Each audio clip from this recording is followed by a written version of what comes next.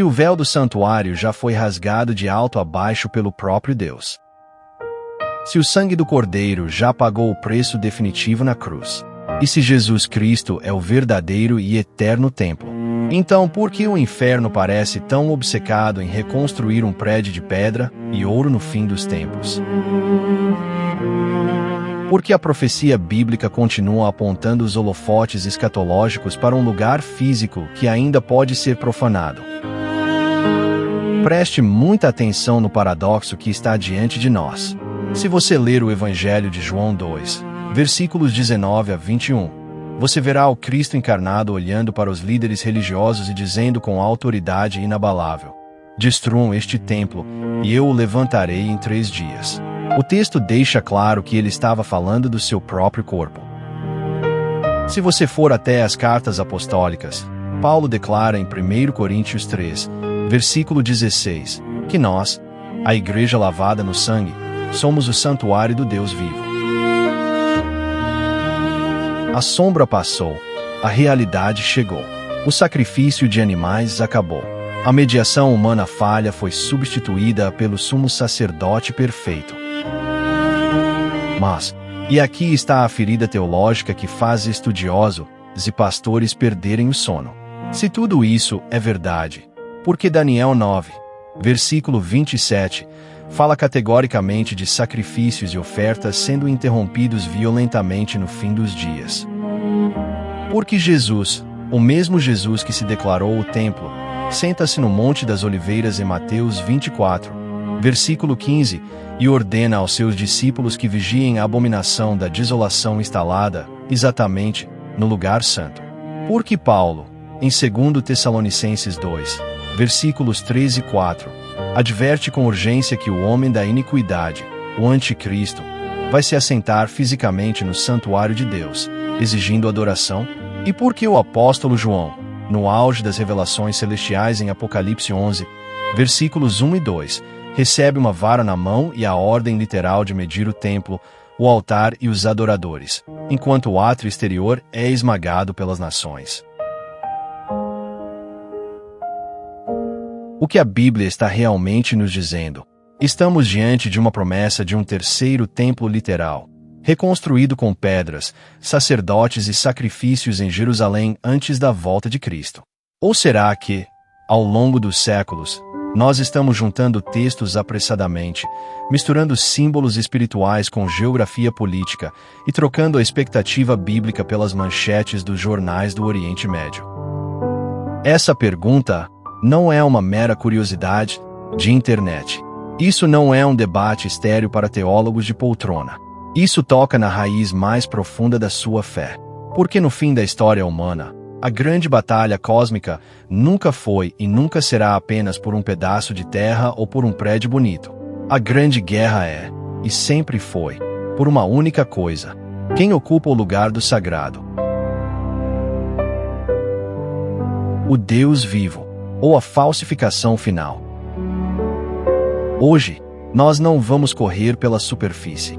Nós vamos descer às profundezas das Escrituras. Nós vamos entrar na pressão asfixiante do exílio com Daniel, na Babilônia.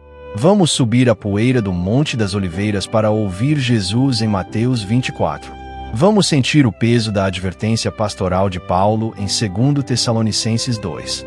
E vamos ficar lado a lado com João em Apocalipse 11, sentindo a textura da vara de medir enquanto o mundo desmorona ao redor.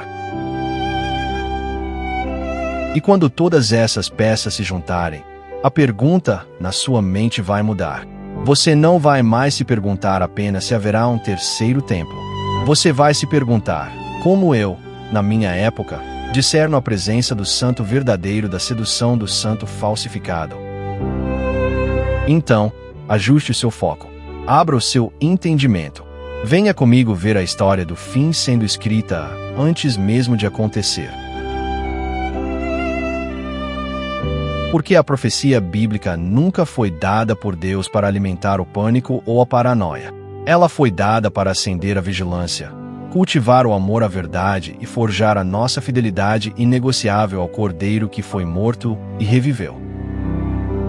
Para entendermos a magnitude do que está em jogo, precisamos recuar. Não podemos entender a profanação futura sem entender o que o templo significava no passado. Para a mente hebraica antiga, o templo não era apenas uma igreja grande ou um local de ajuntamento comunitário. Era o centro de gravidade do universo. O templo era o ponto geográfico exato onde o céu e a terra se beijavam. Era a restauração em miniatura do Jardim do Éden. Lembre-se, no Éden, Deus caminhava com o homem na viração do dia. Havia acesso, havia comunhão. Mas o pecado ergueu uma barreira intransponível, representada pelos querubins com espadas flamejantes bloqueando o caminho da árvore da vida, como lemos no livro de Gênesis. Desde aquele dia, a humanidade viveu no exílio da presença plena. Então Deus manda Moisés construir o tabernáculo no deserto. E o que era o tabernáculo? Era uma tenda de encontro, decorada com tecidos que lembravam o Éden, bordados com figuras de querubins. Era como se Deus dissesse: eu abrirei um espaço seguro no meio de um mundo amaldiçoado, onde a minha glória poderá habitar sem consumir vocês. O sangue dos sacrifícios era o preço pago temporariamente para que o Deus 3 vezes santo pudesse morar no meio de um povo pecador. Quando Salomão construiu o primeiro templo de pedra em Jerusalém, essa teologia alcançou o seu ápice visual. Ouro, cedro, romãs esculpidas, o Santo dos Santos, a glória Shequina descendo como uma nuvem tão densa que os sacerdotes não conseguiam ficar em pé para ministrar. O templo era a garantia visível de que Deus não havia abandonado a terra.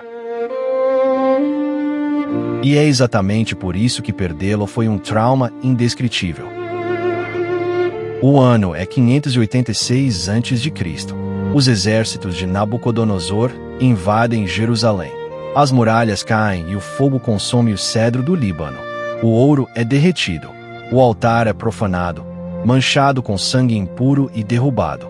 O povo de Deus é arrastado para longe, com correntes nos pés e poeira nos olhos, em direção à Babilônia. O templo de Salomão, a maravilha do mundo antigo, não existe mais. A fumaça dos sacrifícios parou de subir e o silêncio no Monte Moriá é ensurdecedor. É neste cenário de luto intergeracional que encontramos o profeta Daniel. O exílio pesa nos ombros dele como uma mão de ferro inquebrável. A Babilônia é suntuosa, rica, cheia de jardins suspensos e templos dedicados a Marduk e Ishar. Mas para Daniel, aquilo é um deserto espiritual. O coração dele ora voltado para uma cidade ferida a centenas de quilômetros de distância. Em Daniel capítulo 9, ele abre os pergaminhos do profeta Jeremias. Ele conta os anos. Ele percebe que os 70 anos de cativeiro estão chegando ao fim. O relógio profético bate forte no peito dele. E o que Daniel faz? Ele jejua. Ele se veste de pano de saco. Ele senta nas cinzas. Ele não faz uma pose espiritual altiva. Ele treme por dentro. Os lábios se movem devagar, secos de tanto clamar.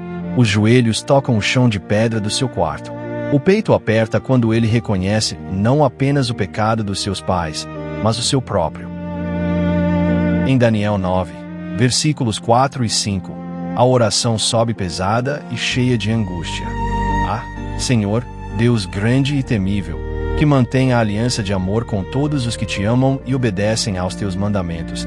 Nós temos cometido pecado e somos culpados, temos sido ímpios e rebeldes, e nos afastamos dos teus mandamentos e das tuas leis. Daniel toma sobre si a vergonha coletiva da nação. Ele chora pelo santuário assolado. E é exatamente neste ambiente de quebrantamento extremo que o céu decide responder. Preste muita atenção aqui. Os maiores mistérios proféticos de Deus não são revelados no ambiente da especulação orgulhosa de quem quer montar calendários teológicos. Eles são revelados no ambiente da humilhação, da dor e da intercessão profunda. O anjo Gabriel é enviado com uma velocidade impressionante. O ar do quarto de Daniel fica denso. A visão das 70 semanas é aberta diante dele como uma porta pesada que esconde o destino do mundo. Em Daniel 9, versículos 24 a 27, Gabriel revela que 70 semanas estão determinadas sobre o povo e sobre a santa cidade para acabar com a transgressão, dar fim ao pecado, expiar as culpas, trazer justiça eterna e ungir o Santíssimo. Essa é a grande promessa da obra do Messias. Mas então, o tom da revelação muda. No versículo 27 de Daniel 9, surge uma frase que atravessa os séculos como uma lâmina fria, cortando a esperança com uma advertência brutal. Ele fará firme aliança com muitos por uma semana. Na metade da semana fará cessar o sacrifício e a oferta. E numa ala do templo será colocada a abominação que causa desolação, até que chegue sobre ele o fim que lhe está decretado. Pare e repare no choque absoluto desta informação.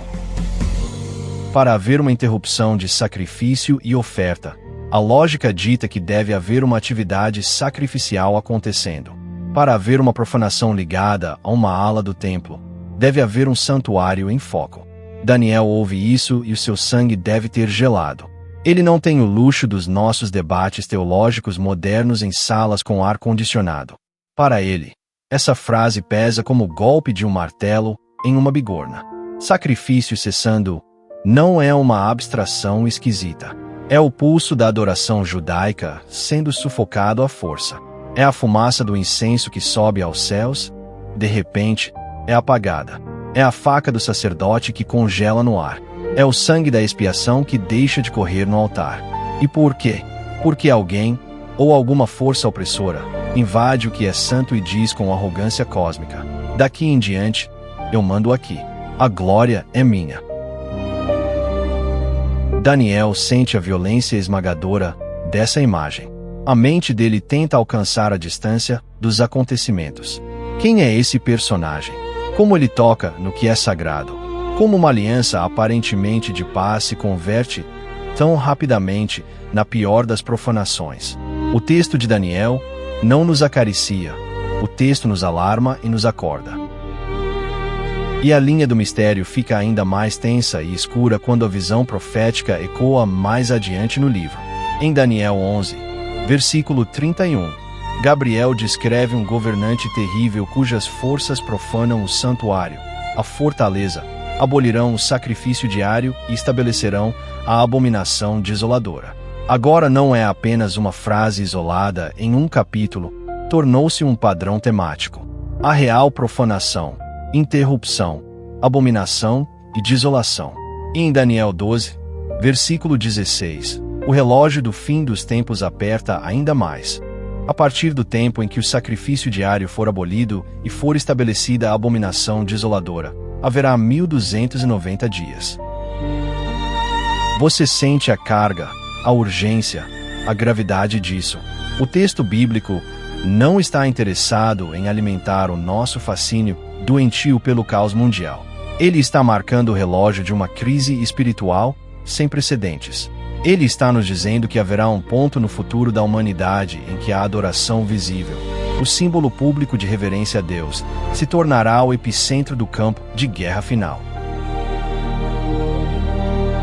E preste bem atenção nesta verdade universal. Sempre que o espaço sagrado vira campo de guerra, a pergunta invisível explode nos ares.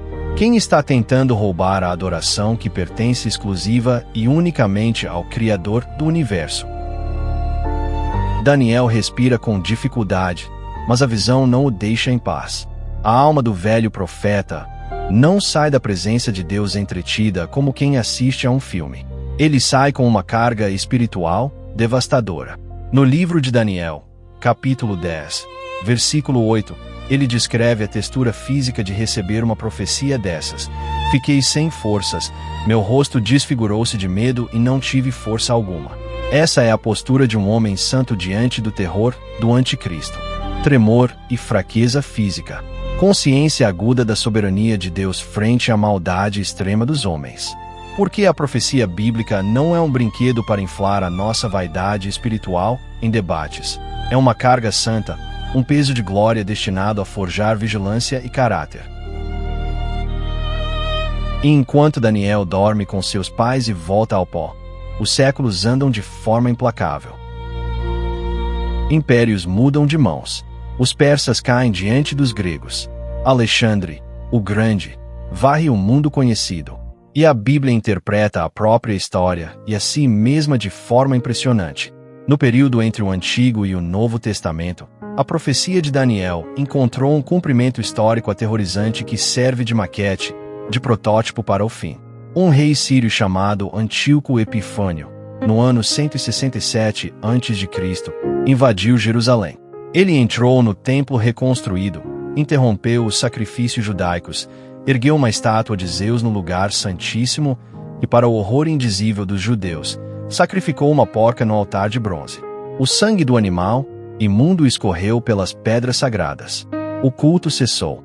Os sacerdotes foram assassinados ou fugiram.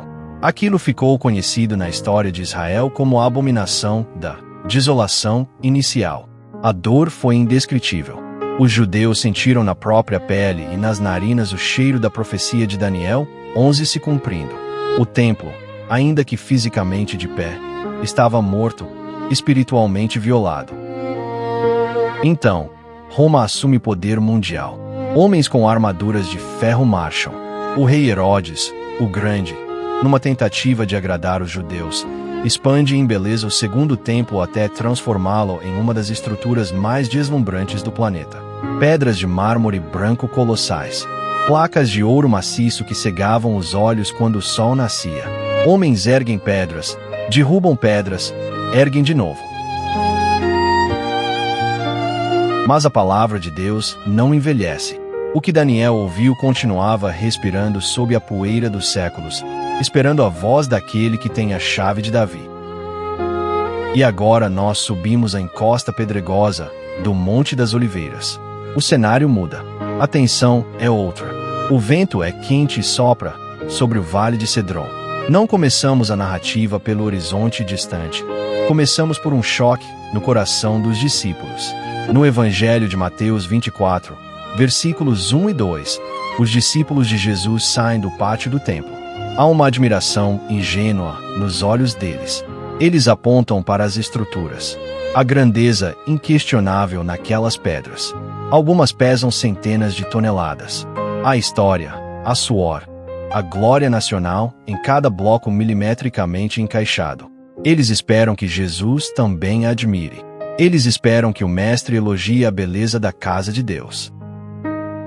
Mas Jesus olha para aquele monumento de orgulho religioso e responde com a serenidade devastadora da verdade imutável. Vocês estão vendo tudo isto. Eu lhes garanto que não ficará aqui pedra sobre pedra. Serão todas derrubadas. Essa frase não entra fácil. O peito dos discípulos aperta. O oxigênio parece faltar. O templo que parece eterno, inabalável, o orgulho de toda uma nação, para os olhos de Jesus de Nazaré, já está julgado e condenado à destruição. Há silêncio. Eles caminham em silêncio. Sentam-se no Monte das Oliveiras, de frente para a muralha leste, com a visão do templo dourado dominando a paisagem. O sol começa a baixar. A angústia não os deixa calados. Eles fazem a pergunta que definiu os últimos 2000 anos de escatologia. Mateus 24, versículo 3. Quando acontecerão essas coisas? E qual será o sinal da tua vinda e do fim dos tempos? Perceba a profundidade dessa interrogação. A pergunta deles mistura tempos, angústias, ignorância e uma expectativa ardente. Eles querem um calendário preciso. Jesus entrega discernimento espiritual. Eles pedem um mapa detalhado dos eventos. Jesus lhes entrega um chamado à vigilância implacável. Eles querem, talvez, uma sequência confortável e previsível. Jesus lhes entrega a dura realidade, dores de parto cósmicas, falsos messias, engano em massa, perseguição sangrenta, famílias traindo famílias, o amor esfriando em muitos corações, e o evangelho rasgando fronteiras até os confins da terra. E então, virá o fim. A fala de Cristo avança como a correnteza de um rio forte e incontrolável. E então, no meio deste sermão escatológico que treme os alicerces da história, no livro de Mateus, capítulo 24, Versículo 15. Jesus pronuncia uma frase que faz o espírito de Daniel voltar a pulsar no tempo presente. Ouça com cuidado. Assim, quando vocês virem o sacrilégio terrível, do qual falou o profeta Daniel, no lugar santo, quem lê, entenda. Quem lê, entenda. Essa é a chave que muitos ignoram. Jesus, o Filho de Deus, a palavra encarnada, não trata o profeta Daniel como uma relíquia histórica mofada e encerrada no passado de Antíoco Epifânio. Ele não fala como se o assunto da abominação já estivesse totalmente esgotado, sem qualquer relevância futura para os dias finais antes do seu retorno. Pelo contrário, Jesus pega a linguagem terrível de Daniel 9:12, puxa do passado, e a lança como um dardo em chamas para o horizonte profético, como um sinal definitivo a ser observado. Quando vocês virem, Jesus não está construindo um comentário acadêmico. É um alerta vivo, pulsante e pastoral. É Cristo preparando os seus redimidos para não serem engolidos pela confusão e pelo espanto quando a mais alta profanação aparecer no lugar santo. E note a força inegável da geografia nesta frase. Se há um lugar santo a ser observado em relação a uma abominação física e desoladora, a leitura mais natural, mais direta e mais concreta empurra inevitavelmente a nossa mente para a existência de um santuário funcional no final dos tempos. A teologia não pode ignorar as próprias palavras do Mestre.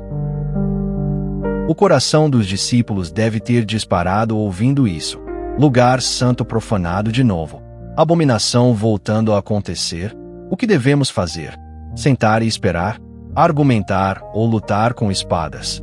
A resposta de Jesus corta qualquer hesitação. Em Mateus 24, versículos 16 a 20, a ordem divina explode sem qualquer demora. Então, os que estiverem na Judéia fujam para os montes. Quem estiver no telhado não desça para tirar coisa alguma de casa. Quem estiver no campo, não volte para pegar seu manto.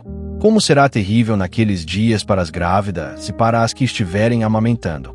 Orem para que a fuga de vocês não aconteça no inverno, nem no sábado. Pare e visualize o ritmo alucinante das palavras de Jesus. Ele põe pernas, nervos e sangue na profecia bíblica. Ele põe suor e desespero na advertência. O ar está curto. Você consegue quase escutar, através das linhas do texto, o barulho de passos de multidões correndo pelas estradas de pedra poeirentas da Judéia. Você consegue sentir a mão trêmula de um pai empurrando a porta, gritando para a família sair sem olhar para trás, sem voltar para buscar roupas, dinheiro ou lembranças. Você quase percebe a angústia de uma mãe grávida, sem fôlego, apertando o peito enquanto o medo gélido sobe pela espinha, e a frase cortante do Senhor arde na memória como ferro em brasa. Quando vocês virem no lugar santo a abominação da desolação. Meus irmãos e irmãs, essa é a profecia quando ela deixa as páginas de um livro e entra na carne, na realidade crua da história humana. Mas aqui algo decisivo se levanta, e nós precisamos ter maturidade bíblica para não tropeçarmos nas nossas próprias conclusões. Jesus é o templo verdadeiro. Sim, sem sombra de dúvida.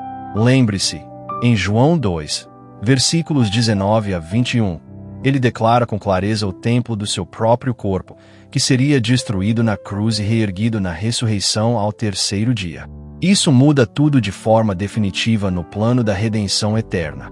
A salvação não flui mais de um altar de pedra em Jerusalém. Ela flui da cruz do Calvário.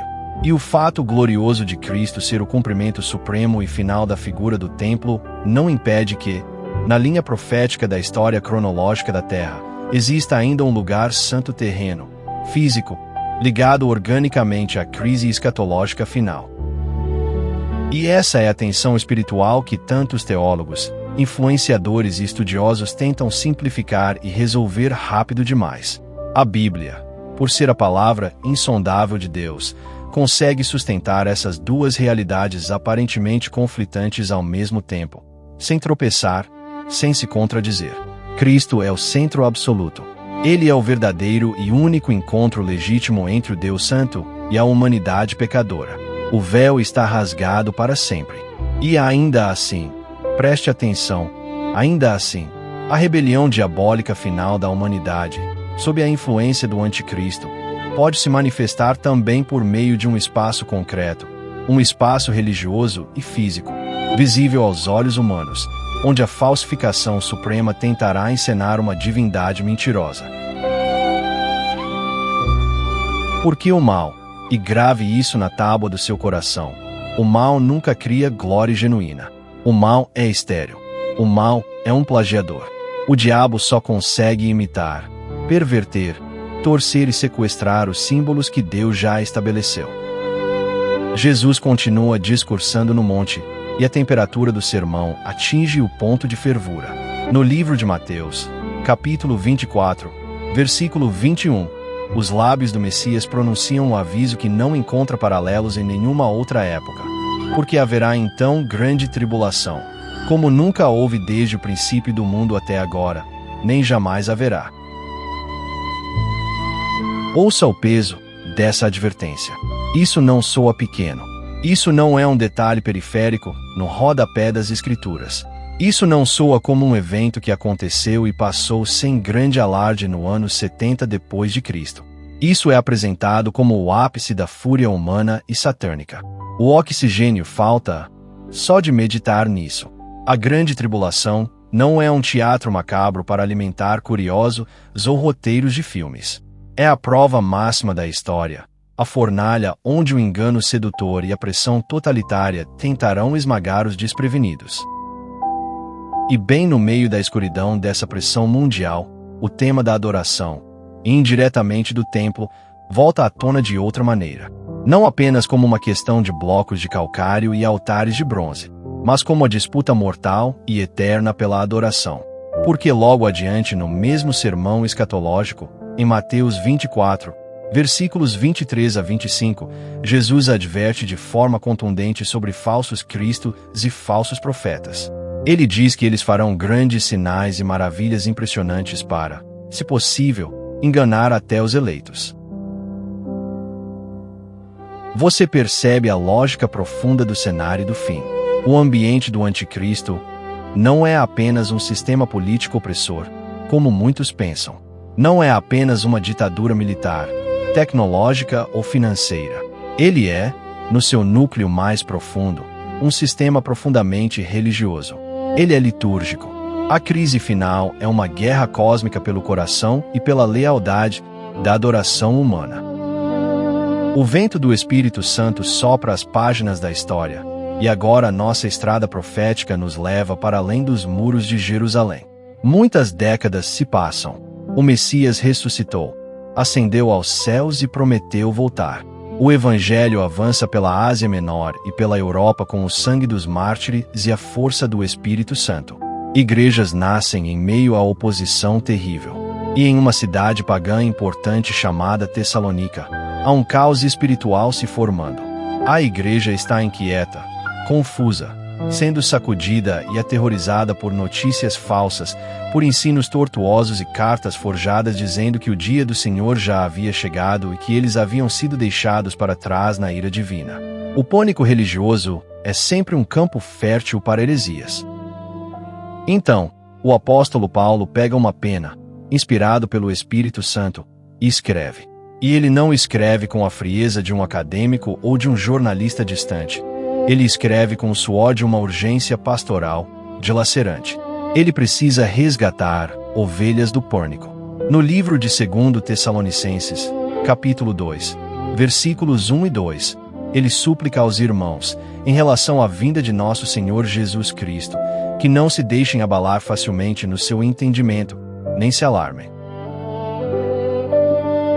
E paremos aqui por 1/milésimo de segundo, porque essa é a primeira grande chave para você e para mim.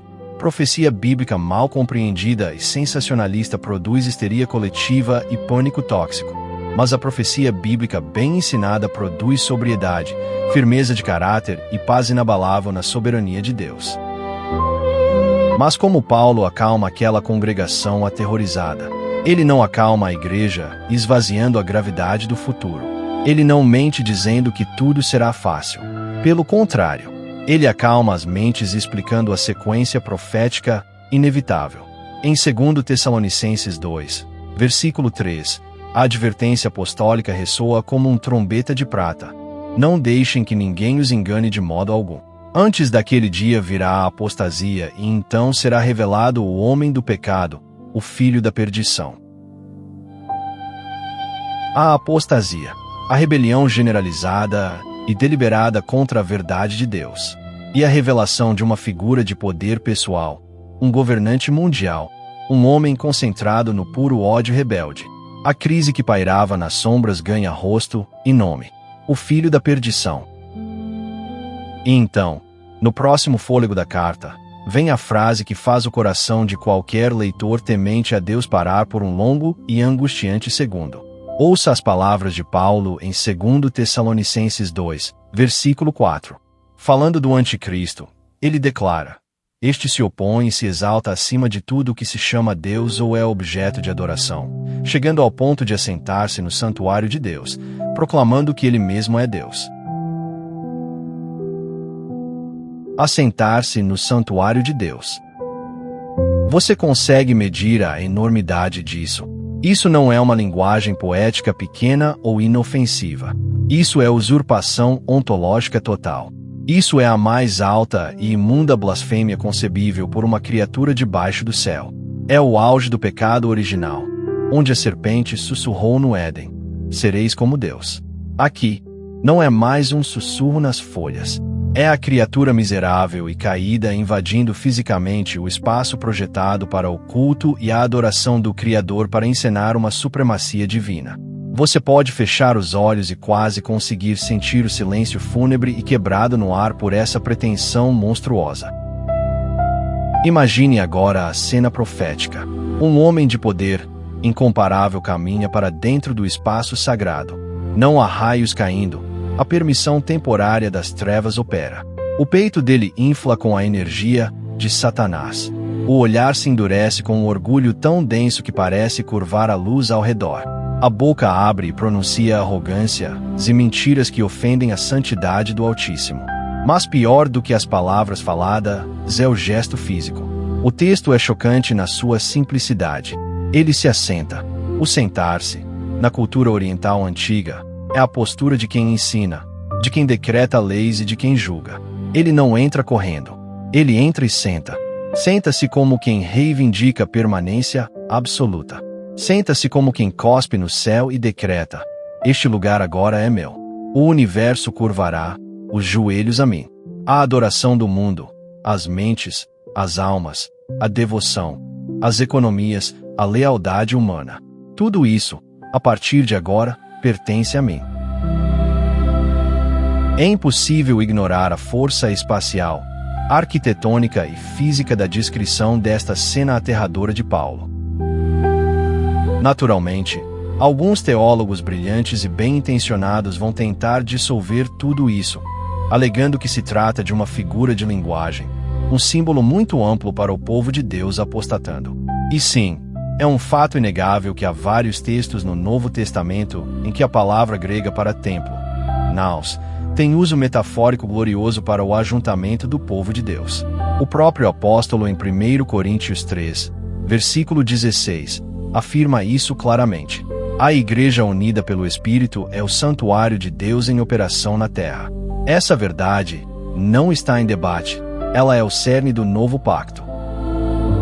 Mas aqui, no contexto estreito de 2 Tessalonicenses 2, a convergência explosiva desse texto com as visões literais de Daniel 9 e 11, e com a advertência explícita e geográfica de Jesus em Mateus 24, empurra violentamente a balança da interpretação de volta para um cenário futuro de profanação concreta ligada a um ritual oculto centralizado em Jerusalém. Porque não podemos esquecer de um detalhe exegético fatal.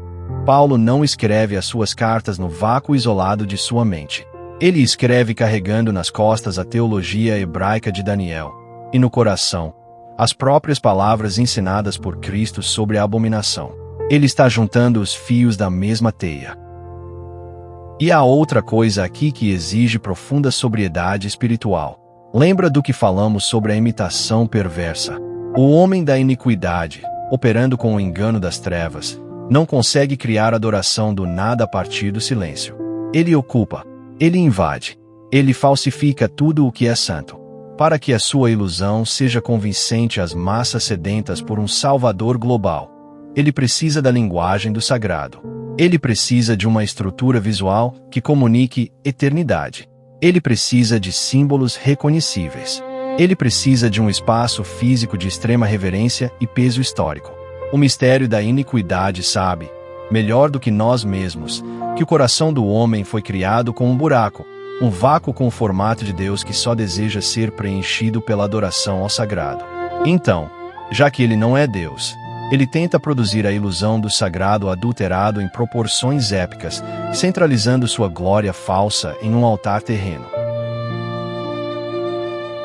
E é exatamente por isso que a pergunta sobre o templo importa tanto para a nossa vida de fé diária. Não porque devamos ter um fetiche em acompanhar plantas arquitetônicas hebraicas ou o nascimento de vacas avermelhadas em Israel. Nós estudamos isso não por curiosidade tola, mas para afiarmos a lâmina do nosso discernimento espiritual. O discurso de Paulo na carta vai ficando ainda mais sombrio. Ele sabe que a batalha não será ganha apenas pela informação política correta. No livro de 2 Tessalonicenses, capítulo 2, versículos 9 e 10, Paulo expõe as engrenagens dessa grande ilusão. Ele fala da vinda desse governante iníquo sendo orquestrada segundo a ação de Satanás, e essa ação será exibida de forma espantosa, com todo o poder, e com sinais e maravilhas enganadoras. Haverá supostos milagres. Haverá feitos impossíveis. E então, Paulo dá o diagnóstico terrível do porquê bilhões serão tragados por essa rede diabólica. Ele diz que haverá toda forma de maldade que engana os que estão perecendo. Mas por que eles perecem, Paulo? A resposta do texto é o tribunal final para a humanidade, porque recusaram amar a verdade que os salvaria. Preste muita atenção na escolha destas palavras. Eles recusaram amar a verdade. O Espírito Santo, através desse texto, atravessa 2000 anos, rasga a barreira do tempo e entra no coração exato de quem está me ouvindo agora, sentado no seu quarto, no carro ou limpando a casa. O problema terminal do ser humano, e o motor da grande tribulação, não é simplesmente a ignorância ou a falta de informação profética sobre a marca da besta ou a data exata da reconstrução do templo. O problema letal que condena a humanidade é a repulsa íntima por Jesus Cristo e a falta aguda de amor pela verdade de Deus. O engano colossal do homem do pecado não vai conquistar apenas os ateus que não sabem o que é a Bíblia. A tragédia escatológica é que ele vai engolir e fascinar milhões de pessoas que conheciam versículos, que cantavam em corais, que gostavam de espetáculos e shows religiosos impressionantes, mas cujas almas eram vazias de intimidade, arrependimento e de um amor genuíno, sacrificial e submisso ao Cristo crucificado. Amar a verdade é muito diferente de ser um estudante brilhante de teologia. O inferno está cheio de mentes brilhantes que conhecem a Bíblia muito melhor do que nós, mas não dobram os joelhos diante dela. O anticristo virá com luzes, respostas para a economia e falsos sinais religiosos. Quem amava a religião pela emoção vai cair na ilusão. Mas quem amava a voz áspera do pastor da Galileia reconhecerá o sotaque de Satanás e fugirá da mentira, mesmo que custe a própria vida. E agora, no último e mais dramático movimento bíblico, a visão se move do deserto da Judéia e da congregação em Tessalônica para as ondas do mar Egeu. João, o discípulo amado, o idoso apóstolo que encostou a cabeça no peito do Senhor Jesus durante a última ceia, está isolado, exilado pela opressão do imperador Domiciano na rochosa e dura ilha de Patmos. O vento tem cheiro de sal. A saudade da igreja dói no peito dele. Mas no dia do Senhor, o véu invisível entre o céu e a terra é rasgado. Ele é arrebatado em espírito. O Senhor Jesus ressurreto e glorificado, com olhos como chama de fogo e pés como bronze polido, já lhe falou entre os candelabros de ouro. João já subiu aos céus, já ouviu as batidas do trono eterno, Já viu o cordeiro abrindo os selos da ira de Deus. Já escutou o som aterrador dos anjos tocando as trombetas do julgamento divino. Ele testemunhou saraiva, sangue, terror e glória esmagadora. E então, um interlúdio estranho e altamente focado desce sobre a narrativa do fim. No livro de Apocalipse, capítulo 11, versículos 1 e 2, o arcanjo forte do céu lhe entrega um objeto peculiar, e João recebe uma ordem direta e precisa. Deram-me um caniço semelhante a uma vara de medir e me foi dito: vai e meça o templo de Deus, o altar e os que nele adoram. Exclua, porém, o pátio exterior. Não o meça, pois ele foi dado aos gentios. Eles pisarão a cidade santa durante 42 meses. Pare e olhe para o peso das palavras contidas nesse parágrafo inspirado. O texto inteiro pulsa, bate e transpira uma concretude estrutural, espacial e ritual irrefutável. As palavras usadas no grego exigem interpretação. No templo, altar de incenso. Há adoradores contando ali fisicamente. Há átrio exterior. A cidade santa profanada. 42 meses, que são exatos 3 anos e meio, o mesmo tempo do qual Daniel profetizou. A sincronicidade matemática e teológica é perfeita e arrepiante. O velho João fecha as mãos enrugadas ao redor do caniço. A madeira, áspera nos dedos do apóstolo, pesa como uma tarefa espiritual incomensurável. Medir algo, dentro da linguagem profética do Antigo Testamento, como vimos em Ezequiel e Zacarias, nunca é um mero capricho arquitetônico. Não é desenhar uma planta baixa. Medir significa propriedade. Significa distinguir e separar o que é de Deus daquilo que está fadado à destruição. Significa delimitar e reivindicar a posse espiritual sobre algo, preservar um núcleo sagrado no meio da invasão do caos. Você consegue quase enxergar o suor e a respiração curta de João enquanto ele avança na visão espiritual, escutando cada diretriz do anjo e percebendo com profunda tristeza que o cenário futuro em Jerusalém não é um cenário de avivamento pacífico ou tranquilidade litúrgica sob a bênção de Deus. O quadro de Apocalipse 11 é um cenário de culto sombrio mantido num ambiente de total esmagamento humano. É a tentativa de preservar o que restou de uma aliança no meio da invasão avassaladora do Anticristo. Porque o texto diz que o átrio exterior do templo e toda a cidade ao redor são entregues aos gentios, às nações ímpias. Eles a pisarão com ódio diabólico por um tempo determinado pelas próprias mãos soberanas de Deus, 42 meses. A perseguição tem prazo de validade. Esse texto impressionante do último livro da Bíblia dialoga e conversa de forma assustadoramente orgânica e alinhada com tudo o que lemos até agora.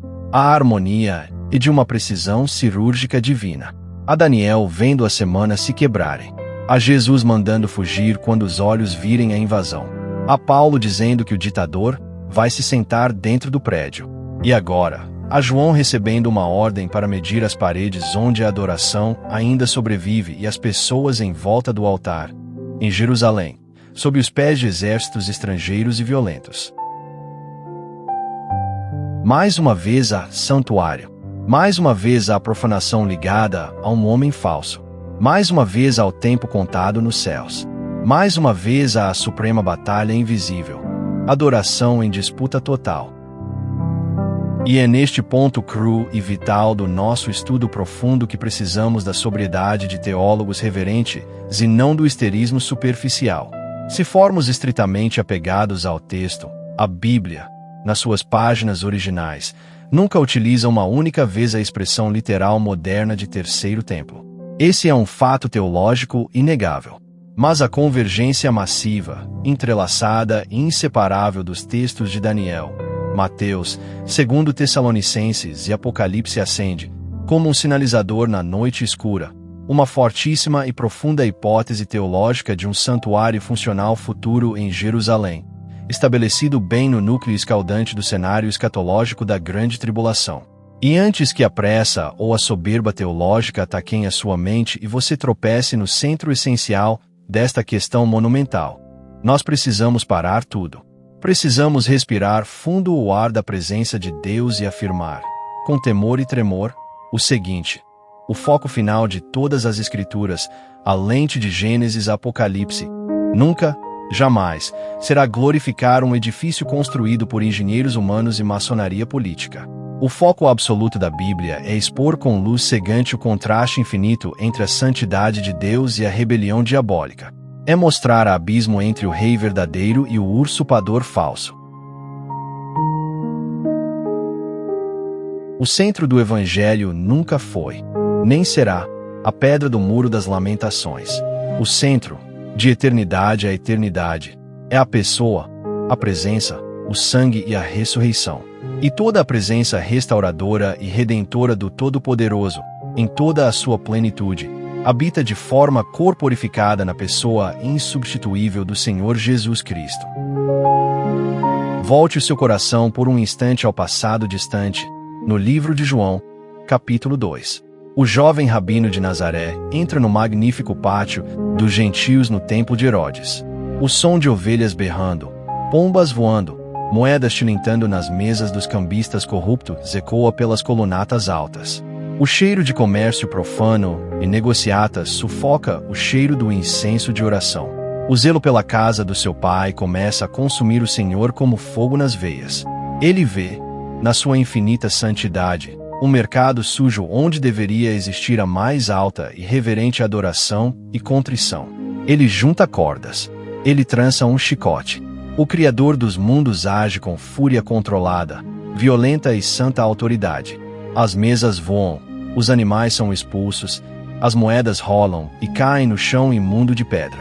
A barganha mesquinha cessa diante do peso da glória daquele que, em si mesmo, é o verdadeiro sumo sacerdote. E quando os fariseus indignados e assustados questionam a sua audácia, pedindo um milagre para validar a sua raiva, Jesus lhes dá a resposta mais enigmática, profunda e definidora de todo o plano da salvação. Lemos no livro de João, capítulo 2, versículos 19 a 21. Jesus respondeu e lhes disse: Destruam este templo, e eu o levantarei em 3 dias. Os judeus dizem que levou 46 anos para ser edificado, mas ele falava do templo do seu corpo. Preste reverência a essa teologia. O povo focado no material pensa na pedra de mármore. Jesus fala do seu próprio corpo rasgado no madeiro e glorificado na manhã de domingo. O povo pensa em tijolo, cimento e arquitetura da religião. Jesus anuncia morte vicária, sangue de uma nova aliança e o túmulo vazio em Jerusalém. É exatamente aqui, neste cruzamento de verdades, que se encontra a grande chave de segurança espiritual. Sem essa chave de ouro, toda a discussão de YouTube e todo o estudo exegético sobre reconstrução do terceiro templo se transformam apenas em mais idolatria escatológica. Viram apenas fofoca profética. O Senhor Jesus é o verdadeiro, o último e o perfeito templo divino porque é somente nele, e em mais nenhum sistema, que Deus habita e se comunica conosco plenamente. É nele que o céu rasga as nuvens e toca o pó da terra. É apenas nele que o sacrifício perfeito, puro, santo, capaz de lavar o pecado do mundo, foi oferecido de uma vez por todas para sempre, como declara o autor de Hebreus. É nele que o pesado véu da separação teológica perde a sua terrível função. É na sua pessoa que a humanidade podre e pecadora encontra acesso irrestrito ao trono da graça, sem medo da condenação imediata. Em Cristo, a presença divina majestosa não depende mais de muros altos, altares de bronze queimando, fumaça, facas sacerdotais ou cortinas incrivelmente bordadas pesadas. Nele, em Cristo, todo o propósito cerimonial e pactual para o qual a tenda no deserto apontava, se cumpriu plena, eterna e gloriosamente. Nós fomos resgatados pela glória que transcende tudo isso, e ainda mais, porque estamos unidos a Ele pelo Espírito Santo, como disse o apóstolo Paulo no livro de 1 Coríntios, capítulo 3, versículo 16, o próprio corpo do crente renascido é elevado à dignidade de ser o santuário móvel de Deus na terra. Esta é a doutrina da Igreja que esmaga os planos satânicos. E, com uma tensão que desafia a nossa simplicidade, afirmamos: o fato brilhante de todo esse cumprimento teológico formidável já existir hoje, não elimina, não anula a severa possibilidade profética de que os últimos 7 anos da história humana, as dores do parto da grande tribulação, incluam uma estrutura religiosa terrena e disfuncional, feita por mãos rebeldes, que o falso pastor e a falsa trindade diabólica tentarão usar como palco mundial de usurpação. Pare o que estiver fazendo e pondere nisso com profunda e silenciosa sobriedade espiritual. O Anticristo, a encarnação do orgulho cósmico de Lúcifer, de forma alguma necessita de um templo maravilhoso para dar glória a Deus. Ele deseja obsessivamente um templo para conseguir roubar a reverência visual que só Deus deve receber dos homens. Ele não adentra os recintos sagrados para derramar seu coração ou servir aos pequeninos de Israel. Ele adentra para invadir, usurpar e sentar-se na cadeira do rei. Ele não se curva em temor ou chora arrependido diante do altar do holocausto. Ele estufa o peito, decreta blasfêmias que ecoam nos céus e se exalta como sendo o próprio soberano da terra. A disfarçatez de ocupar um palco falsamente santo é a assinatura final e imutável do espírito do engano. Então, diante dessa magnitude de textos esmagadores que nós mergulhamos hoje, qual é a resposta sólida, amadurecida, bíblica e teologicamente equilibrada? Como nós juntamos esses fios de milhares de anos sem cairmos na desonestidade interpretativa de ignorar versículos e, ao mesmo tempo, sem afundarmos na lama tóxica do sensacionalismo de alguns falsos pregadores do medo? Vamos elencar as bases inegociáveis. Primeiro, a Escritura Sagrada não estabelece uma doutrina teológica única e empacotada usando os termos literais terceiro templo. Você não encontrará essa frase escrita no original. Segundo, e ao mesmo tempo irrefutável, os textos profundos de Daniel 9, versículo 27, de Daniel 11, versículo 31, e também a marcação exata de Daniel 12, versículo 11, formam uma grade temática féria e contínua de sacrifício religioso interrompido no meio da adoração, aliado à presença repulsiva de uma abominação física no santuário. Terceiro fator, o próprio Deus em carne, o Senhor Jesus, no longo discurso de Mateus 24, versículo 15, pega as antigas profecias de Daniel e de forma deliberada as empurra para o radar de vigilância dos crentes que enfrentarão o furacão do fim dos tempos. Quarto fundamento. O apóstolo Paulo é muito cru e literal em 2 Tessalonicenses 2, versículos 13 e 4, para que nós espiritualizemos tudo, descrevendo um homem de pecado fisicamente se assentando no santuário sagrado para exibir divindade. Quinto testemunho. O apóstolo João, já ilhado em Patmos, recebe diretrizes no Apocalipse 11, versículos 1 e 2, não para medir atitudes abstratas, mas para aplicar a vara espiritual a um templo, a um altar com limites físicos, e às pessoas, com o pátio destinado ao esmagamento físico escatológico. Quando essas correntes de palavras inerrantes se cruzam, a dedução, a inferência teológica forte de um templo futuro religioso funcional na cidade de Jerusalém cresce ao ponto de se tornar inegável, muito especialmente para aqueles que adotam uma postura interpretativa bíblica, literal, que entende que a profecia de Deus possui desdobramentos futuros inquestionáveis. E ser cristão é ter humildade diante da amplitude da palavra. Isso significa, acaso, que não há outras opiniões santas? De forma alguma. Nós não transformamos a escatologia numa seita fechada. Há centenas de irmãos reformados, amados e de vida reverente que enxergam nestas profecias uma forte ênfase inteiramente simbólica do colapso da humanidade, ou que aplicam estes terrores a eventos que já sacudiram o passado com a destruição do ano 70 pelas legiões do general Tito de Roma. E toda a comunhão evangélica sadia reconhece essas divergências com profundo amor e humildade fraterna.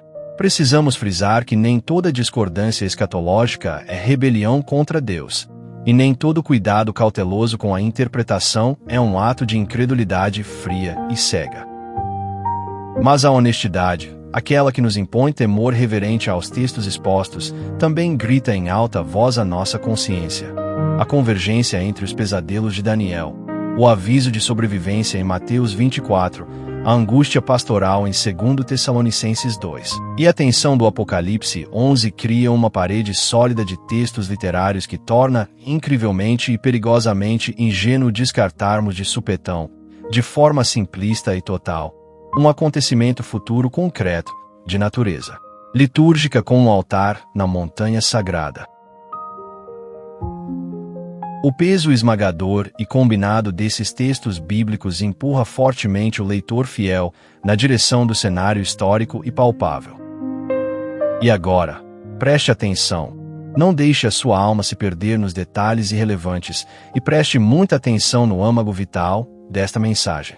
Porque há um exército de pessoas curiosas que seriam inteiramente capazes de gastar 10 horas consecutivas fascinadas e debruçadas sobre os cortes das pedras hebraicas antigas, estudando as intricadas plantas arquitetônicas desenhadas por rabinos modernos, fascinadas pelas notícias de geopolítica nuclear, mapeando os movimentos secretos dos institutos religiosos de Israel e detalhando os utensílios de ouro dos levitas da tribo, e ainda assim. Essas mesmas pessoas, afogadas em informações irrelevantes, continuarão total e assustadoramente cegas, ignorantes e indiferentes para o raio de fogo da advertência central de toda essa profecia. E qual é o alerta final da trombeta de Deus nisso tudo? O alerta estrondoso é este. O sombrio e venenoso espírito do anticristo se manifesta sempre tentando seduzir as mentes e ocupar exatamente os espaços e afetos que pertencem e foram comprados pelo sangue, e que são propriedade exclusiva de Deus. E escute, ele tenta fazer essa ocupação demoníaca na cultura global. Ele tenta fazer isso na arquitetura de um templo. Mas, acima de qualquer coisa no cosmos, ele trabalha incansavelmente para se sentar dentro do seu coração. É precisamente aqui que essa escatologia pesada, que começou lá na Babilônia e andou até a ilha do Egeu, ergue e vira o espelho ímpio e brilhante da verdade divina para o fundo da sua alma, no seu momento presente. Talvez você, na sua rotina diária, no seu cansaço, no engarrafamento do seu trabalho, nunca terá o privilégio ou a curiosidade de pegar um avião e tocar as antigas paredes de pedra fria em Jerusalém. Talvez os seus olhos físicos nunca vejam ao vivo e a cores a reconstrução impressionante de um grande altar ensanguentado no Oriente Médio. Talvez, e pela imensa graça da providência de Deus, você sequer esteja vivo fisicamente para presenciar a abertura final dos horrores de um cenário escatológico sangrento como o que acabamos de atravessar pelas escrituras sagradas de Daniel a João. Mas, há um clamor que diz: acorda tu que dormes. A gigantesca, intensa e invisível disputa cósmica pela adoração e por onde o sagrado domina já está em andamento. Essa guerra, com fogo inimigo sobrevoando, não começa no futuro. Ela está acontecendo veladamente agora mesmo, ao seu redor, em cada clique, em cada sedução tecnológica, em cada filosofia enganadora. Se você investigar com oração, a guerra está sendo travada ferozmente dentro de você. Entenda isso e jamais se esqueça. Toda santa vez que algo criado por Deus no universo exige e toma de forma tirânica devoção de afeto, de tempo e de confiança desesperada que somente o Deus vivo merece de nós, a semente invisível da abominação e do homem do pecado já começou a funcionar em sua alma. Todas as vezes, repetidas em nossa natureza caída, em que o nosso ego inflado e rebelde toma conta de tudo, assenta-se de forma altiva no trono da alma ditando leis para nós mesmos, e nós temos a audácia de gritar aos céus: eu que decido agora o que é certo ou errado na minha moral. Eu escolho o que eu chamo de verdade na Bíblia. A minha vontade governa o universo, e eu jamais serei refém dos dogmas de Deus. O que é isso? Meus amigos, isso é a miniatura sombria, a maquete viva, o espelho moral de 2 Tessalonicenses 2. É o próprio anticristo rindo, ecoando a sua própria voz satânica dentro do abismo da nossa mente soberba. E a prova irrefutável e avassaladora disso tudo é que toda a imensa complexidade da escatologia sagrada e da revelação divina nunca foi derramada sobre a humanidade para nos treinar, nos formar como teóricos e caçadores paranoicos por manchetes misteriosas de internet que alimentam cliques, orgulho espiritual ou canais vazios e sedentos por likes desesperados com medos imaginários. Se esse é o objetivo de quem lê profecia, o tiro saiu pela culatra. O demônio ri das distrações dessa ignorância camuflada de sabedoria. Toda palavra revelada por Deus com zelo e amor sobre o fim das eras foi desenhada à exaustão para forjar e lapidar, com martelo em ferro quente, a nossa identidade como verdadeiros crentes e fiéis servos, moldando o nosso caráter para que sejamos amantes ferozes e inegociáveis da gloriosa e insubstituível verdade. Retorne com toda a atenção do seu intelecto e leia o livro de 2 Tessalonicenses, capítulo 2, versículo 10.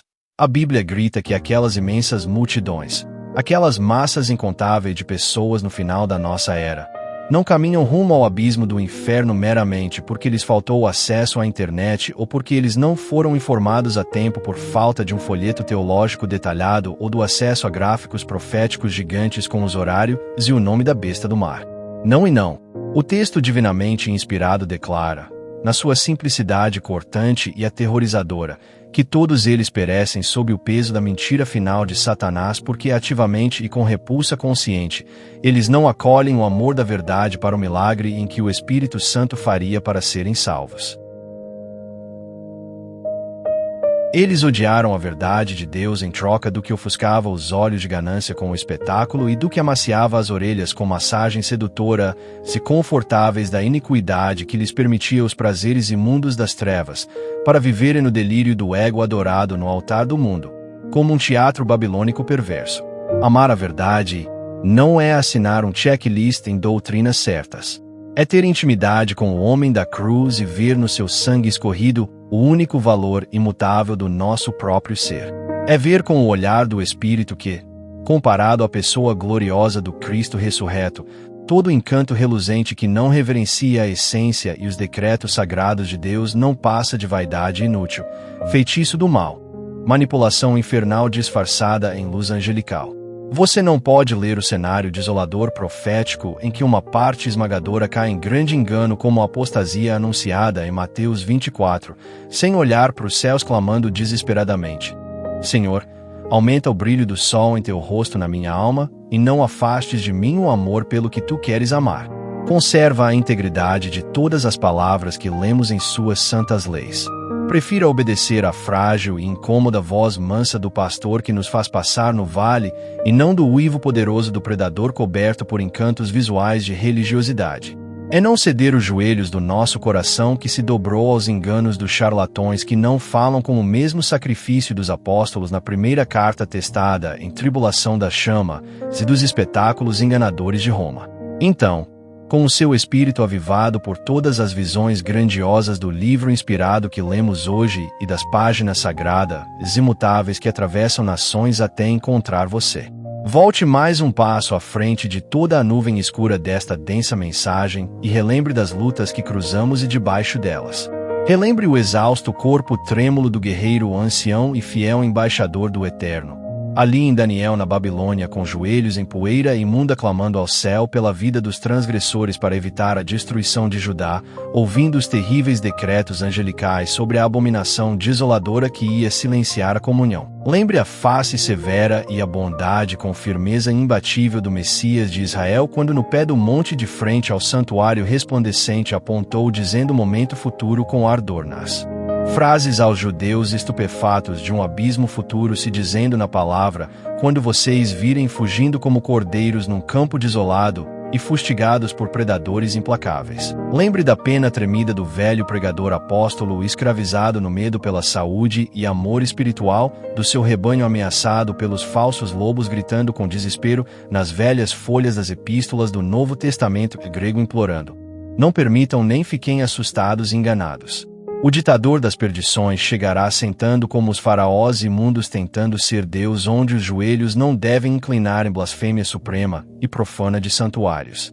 E olhe com profundidade de águia nas asas e o vento da ilha, o apóstolo de Jesus empunhando fraco. O grande cajado e a vara do Espírito, e escutando as ordens dos arcanjos e as separações celestiais para medir os templos e medir as ovelhas adoradoras nas aflições de um império totalitário que sufoca enquanto as praças pisoteadas exalam as dores proféticas e fúrias pagãs de anticristos pisando corações gentios.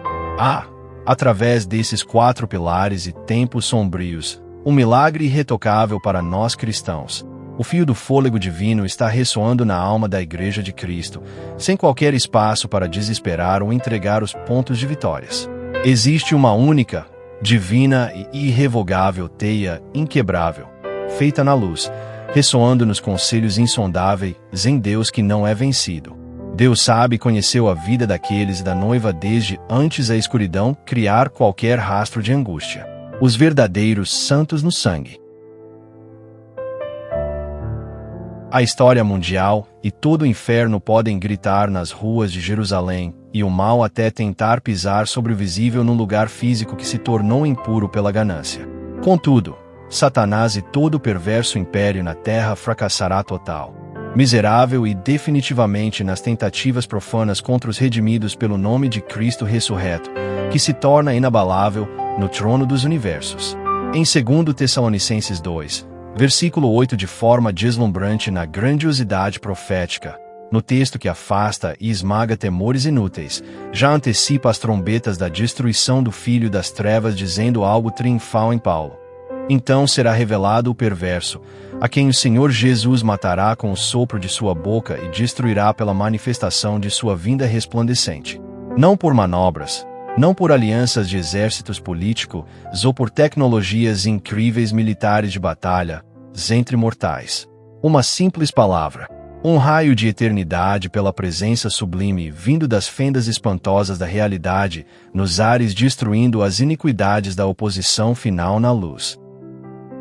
Você não foi chamado ao culto paralisado com ansiedade existencial ou histeria escatológica vazia sobre a desolação nas datas, zona adoração perversa, porque para todos nós no abrigo salvífico da santa glória, daquele que já triunfou de forma plena nos cravos da morte, a história termina com vida, e a vida está toda resguardada sob e em Cristo, cujo seu grande véu desfeito foi sua vitória esmagadora, no meio desse desespero, de escuridão das noites eternas e pecaminosas em que estivemos afogados na ignorância, pagando o exílio no paraíso até as glórias reveladas para todos os fiéis, em Apocalipse 3, versículo 12. Eu farei do vencedor uma coluna no santuário do meu Deus, de onde não sairá e estará para adoração, onde ele tem o seu infinito lugar guardado da corrupção. Porque lá Jesus Cristo não se senta ou chuta ninguém, mas a majestade o chama de noiva e ali seu trono repousa. O falso, iníquo Messias é pó. A palavra de Deus não erra e Cristo dura e permanecerá o mesmo até todas as gerações. Então, para concluirmos com força absoluta nos caminhos e em sinceridade sobre a nossa pauta de fé, o ponto pacífico com reverência sagrada de toda a investigação e jornada de texto em texto que construímos, é a irrefutável inferência de a Escritura, nas suas narrativas, convergir com grandiosa probabilidade em eventos terrenos no horizonte, com um templo e ritos que estarão atados à profanação máxima e ao ápice opressor sob o fim em dores da humanidade, na qual esse termo unificador o teólogo carinhosamente denominou e resumiu o fato do cenário bíblico apavorante no rótulo, mas não na gramática do nome terceiro templo. E se parar seu fôlego agora sem concluir toda a jornada maravilhosa e fechar o livro na história dos fatos do futuro da Palestina, as perdas do conhecimento real e espiritual estarão te levando a focar a pedras mortas do prédio onde Jesus Cristo diz quem domina o que o apóstolo te explicou. Porque a guerra que mata quem não resistir ao inferno e ganha a coroa da fé verdadeira e profunda é quem não se afasta nem abandona a grande questão essencial do amor da adoração que hoje acontece dentro da fortaleza invisível das emoções e obediência na intimidade com nosso Rei Cordeiro, de adorações constantes nas profundezas escondidas e santuárias íntimas, onde está o teu próprio afeto sagrado, de quem te gerou nas águas pelo dom e graça de ser do Espírito, de amor verdadeiro. Quem se assenta em tua carne dirigindo no seu espaço central, em honra inquebrável, governando a alma. Se já abandonaste religiões doentes que se erguem buscando espetáculos ocos a fim de achar fumaça vazia de graça para seguir cegos sem cruz num culto ao show falso onde nada traz santificação nas tuas tentações de dor, eu rogo hoje as batidas pesadas desse grande clamor com fogo. Menos curiosidades em prever catástrofe profética na timeline de sua angústia moderna e o peso vazio em adivinhas dos jornais, e mais sede nas lágrimas clamando conhecer os versículos do Rei Salvador dos Apóstolos nas batalhas diárias do viver que não sucumbe perante as bestas, se rende pelo Cordeiro humilde nas cruzes na fé invencível das obediências silenciosas de todos. Ajoelha hoje onde ninguém pode ver para um pacto verdadeiro nas profundezas dos teus santuários secretos de forma a Deus não ceder, nem perder seu domínio pelas suas confianças mentirosas. Ora para as forças invencíveis, e no amor dizendo, grande Cristo absoluto templo eterno sem fim das sombras. Esmaga os falsos que encantam no lugar, e não deixa minha crença aceitar doutrinas dos enganos de quem quer tomar as verdades como performance fútil de adoração, e sim eu peço a fidelidade na dor que afasta na luz das batalhas a abominação secreta, nos orgulhos soberbos do peito, rendendo minha existência aos teus eternos tronos absolutos, em submissão em ti somente tu reinando no meu peito vazio. Agora refeito santuário de luz na minha esperança. E depois de orar por esses entendimentos, quero falar sério com cada pessoa acompanhando este vídeo longo até o final. Não trate isso aqui como um programa para fechar as abas e ir embora. Este canal, este espaço que dividimos onde as palavras soam não se trata apenas de apertar telas no digital ou dar play para entreter nas correrias dos tempos modernos no mundo online e virtual. Este canal Palavra Pura é a oportunidade de edificar juntos essa casa de oração, sem paredes na internet. É viver a fé digital conectada à fonte nas bênçãos que usamos para aprender. Eu convido hoje e exorto agora. Desce a página para o lugar de debate dos comentários, onde você escreverá com que trechos proféticos hoje sua alma confrontou nas gravidades assustadoras. Diga lá em confissões dos textos e ensinamentos na comunhão entre todos a tua grande descoberta divina. Fala se o choque se instalou no monte em Jesus. Nos pesadelos sombrios no assento que lemos de 2 aos Tessalonicenses, ou o mistério assustador revelado a Daniel nas 70 semanas no exílio de joelhos. Na solidão, onde há intercessão. Use os comentários legitimamente agora para fazer tua união viva de oração digital congregacional nesta mesa santa. Inscreva-se para forjar tuas armaduras espirituais constantes nos futuros das Bíblias puras. Clique no vídeo escatológico e surpresa a seguir para expandirmos a visão profunda contra os erros desse século sem enganos. Porque, verdadeiramente, meu irmão, jamais permanecerá e não será liberto no abraço eterno do Salvador aquele religioso oco e superficial que deseja, estuda ou adivinha todas as catástrofes cronológicas, escatológicas por charlatões dos fins sem santidade. Permanece seguro com as colunas, invencível no santuário verdadeiro por milênios e salvo. Quem, como Cristo diz nas promessas insuperáveis em paz, debaixo das provações sangrentas, se recusou à prostituição final e odiou com repulsa as propostas mentirosas amando a voz sagrada do único e absoluto Rei das Nações sem aceitar ídolos nas praças de Jerusalém, ou santuários corrompidos e profanos dentro de seu coração que hoje repousa gloriosamente nas pedras angulares do Cordeiro até o seu último glorioso e perfeito fim e manifestação retumbante do seu sopro majestoso de retorno. Que sua fidelidade brilhe inabalável. Em nome de Jesus, amém.